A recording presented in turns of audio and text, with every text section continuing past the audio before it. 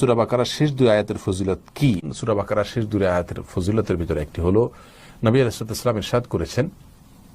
যে ব্যক্তি সূরা বাকারার শেষ দুই আয়াত তেলাওয়াত করবে রাতের বেলায়,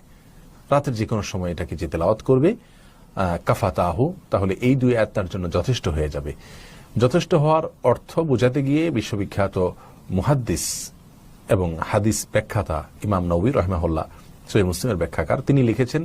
যে এটার মানে হলো ওই রাত জেগে তার ইবাদতের জন্য এটা যথেষ্ট হয়ে যাবে। এই জন্য উলামায়ে কেরাম বলেছেন যে আপনি যদি এই দুটি আয়াত, অর্থাৎ সূরা বাকারার শেষ দুই আয়াত আমানার রাসূলু বিমা উনজিলা ইলাইহি মির রাব্বিহি ইলা আখিরিল আয়া, এই দুটো আয়াত যদি আপনি শেষ পর্যন্ত যদি পড়েন, তাহলে ইনশাআল্লাহ রাতের ভিতরে পড়লে আপনাকে সারা রাত জেগে ইবাদতের সওয়াব আল্লাহ সুবহানাহু ওয়া তাআলা দান করবেন।